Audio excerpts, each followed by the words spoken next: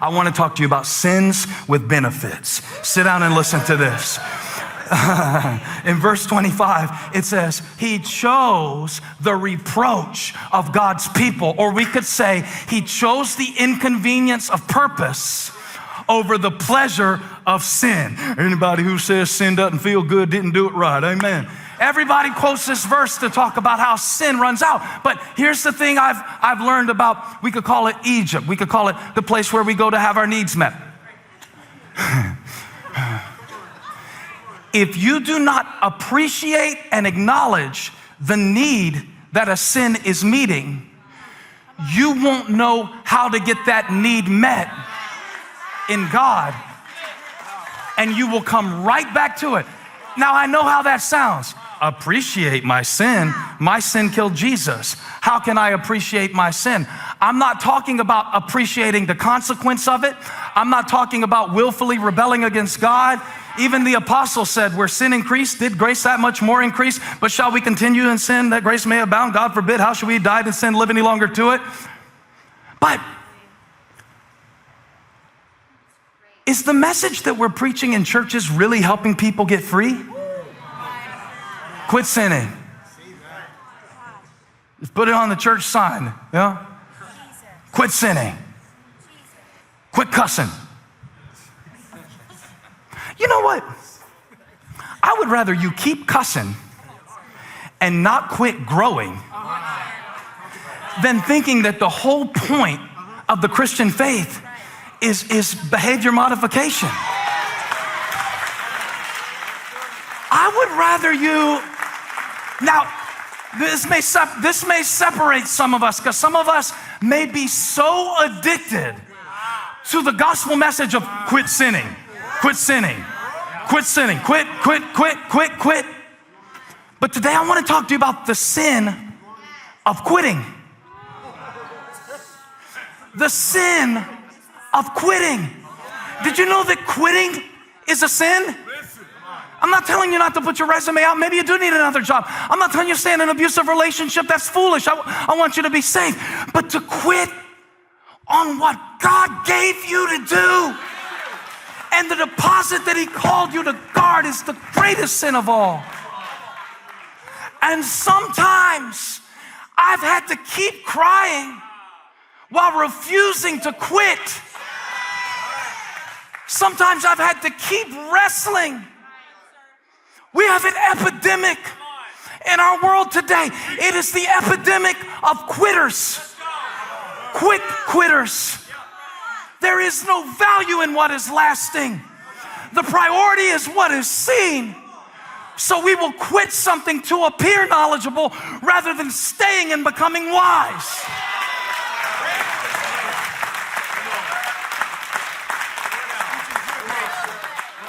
It's an epidemic. We quit everything so quick. If it doesn't get 10 likes in 10 minutes, we delete it.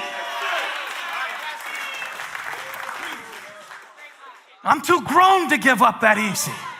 The Bible said Moses was grown enough to know this is not who I am.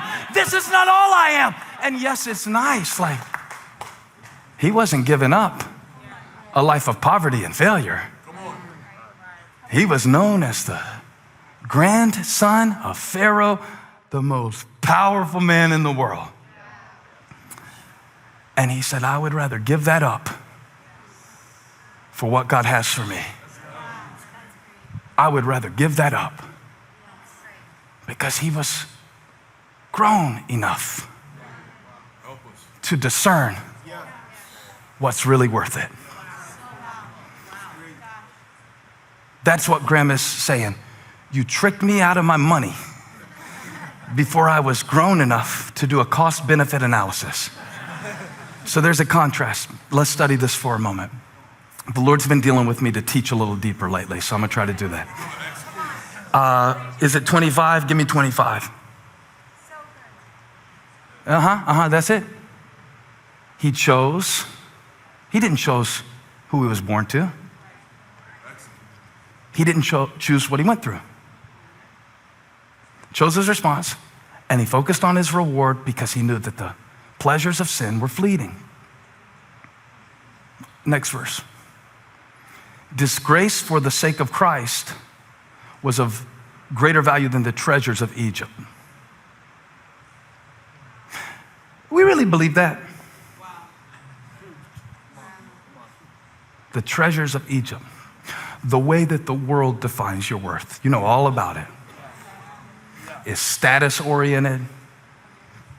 It's all the visible stuff. It's all the external stuff. He chose something that he couldn't see because he saw something that others didn't. It said he persevered because he saw him who is invisible.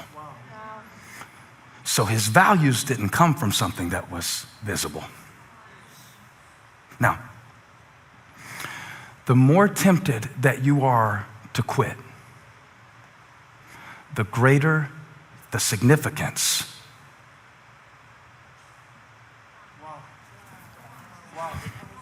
Nothing I ever did in my life of significance that I wasn't tempted to quit.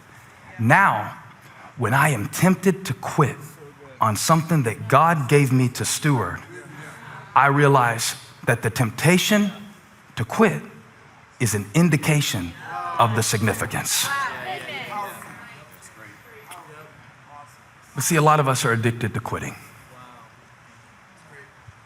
You can talk about addicted to pills, addicted to porn, addicted to the bottle, addicted to this, addicted to that. What about the addiction that we have to quitting? I'll tell you what that looks like. In my 20s, I was reflecting on this with Holly the other day. I had this almost like mafia mentality with people in my life. And the way I operated was, and this will sound really weird to some of the people who I've been friends with for almost all my life, because I am a loyal person. But I went through a stage where, in my immaturity, at the first sign of conflict, I would quit a friendship. That was a protective mechanism. I believe it was something that I saw modeled many times. I believe that some of that has to do with just, like how my dad grew up and you see things, and I do believe that's part of it. I also believe that I was immature. And I believe that I was insecure.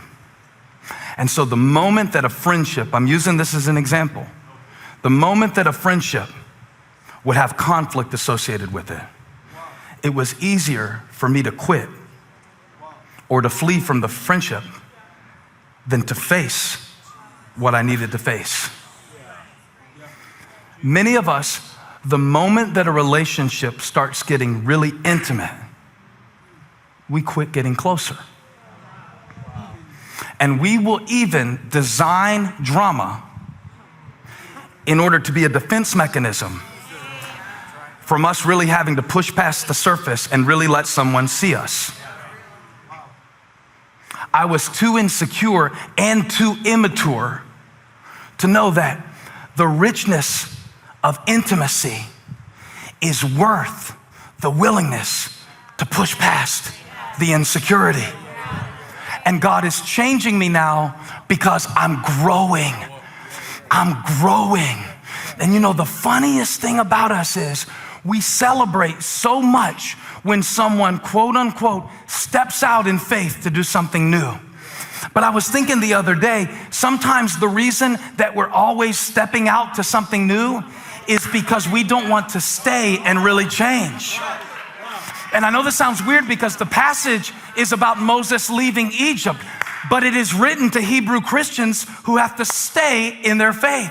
He is using the example of someone who left something that was not really true to them in order to encourage us to stay with what's really worthwhile. And when you're tempted to quit, here's what happens. You only see the benefit of quitting. Because the devil knows how to hide the price tag. That's how temptation operates. And we're not mature. We're not grown up. We're still, look at this in Hebrews chapter 5. I got to show you this. Hebrews chapter 5. Hebrews chapter 5. Because you can't quit. You can't quit. You can't quit. You can't quit. You can't quit. You can't quit. You can't quit because of this. Look what he says in verse 11. We have much to say about this, but it's hard to make it clear to you because you no longer try to understand. You quit trying to understand. The moment it doesn't make sense, sometimes if we hear a sermon and it doesn't rhyme and they don't tell us exactly what to write down, we don't even listen anymore. He's frustrated about it. I'm not, but the writer of Hebrews was. You stop trying to understand. In fact, though, by this time you ought to be teachers. You need someone else to teach you the elementary truths of God's word all over again. He said it, I didn't. You need milk, not solid food. Anyone who lives on milk, still being an infant, is not acquainted with the teaching about righteousness. But solid food is for the mature, watch this, who by constant use have trained themselves to distinguish good from evil. Constant use. You can't quit every time it doesn't make sense. And for the love of Paul McCartney, you can't quit every time you don't understand something. I don't know why I said Paul McCartney. His name popped in my mind. That was a deep connection. I didn't follow it. I didn't either. But listen to me. He's talking about Moses, the infant that God protected, and how God protected certain things in your life in an infant stage because he saw potential for this moment. Don't quit before you get to see it. He persevered, Moses did, because he saw something that was not apparent to the naked eye. The treasures of Egypt. The benefits of sin. I know it sounds bad, but certain sins meet certain needs. Don't you love to judge people? I love it. I'm just being honest with you. I love judging others. It is the greatest escape from having to reflect on myself. It is amazing. I do not recommend it because it's got a surcharge. The surcharge is shame. It's the hidden expense. Now watch what the devil will do. He'll try to get you, he'll tempt you with something, right? I'm not just talking about tempting you with something that you heard about in youth group. I'm talking about the temptation to quit, the temptation to stop short of all that Christ has for you. And in that moment when you're tempted to quit, he highlights the benefit and hides the expense. Because if you quit showing up, if you quit trying, here's what you can expect to experience: relief. But relief is not freedom. We don't know the difference. We don't know the difference. So we run around quitting everything that would change us, running from everything that would revolutionize us, and resisting everything that God sends to grow us. It feels like freedom. But it's really just temporary relief. Sexual immorality is temporary relief with the price tag of permanent bondage.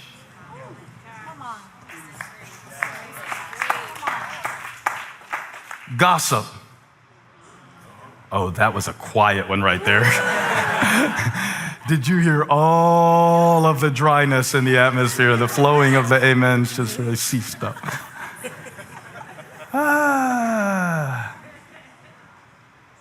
The immediate vacation from having to deal with yourself.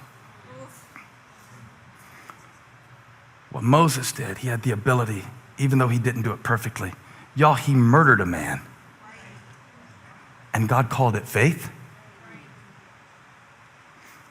God does not frame our mistakes like we frame our mistakes. And the process of maturity is learning to get from your father what you used to get from Pharaoh.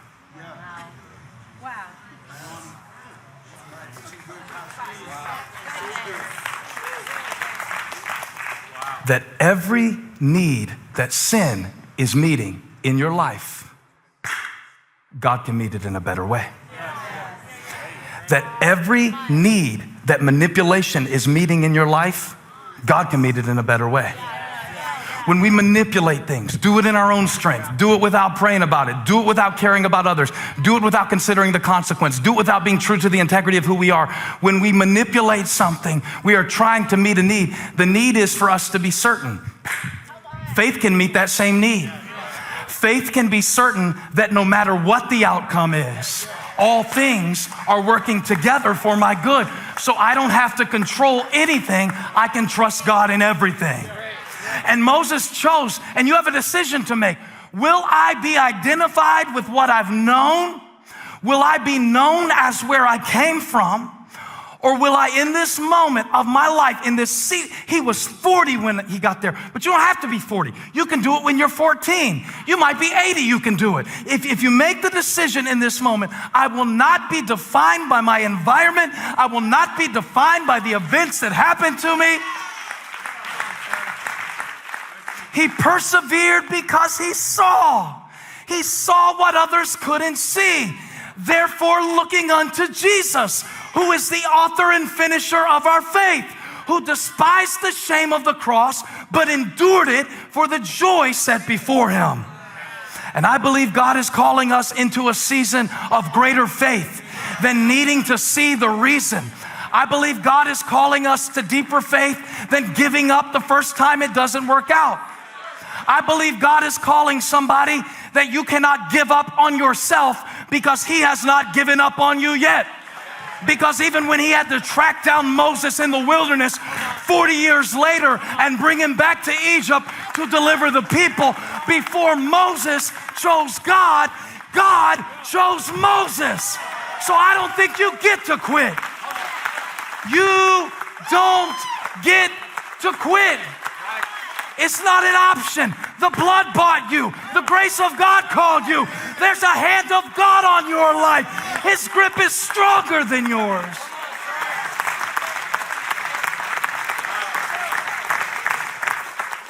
Too grown to give up. I've seen God do too much to give up. I've been too developed. He should have killed me when I was a little kid because I know too much about God to walk away now.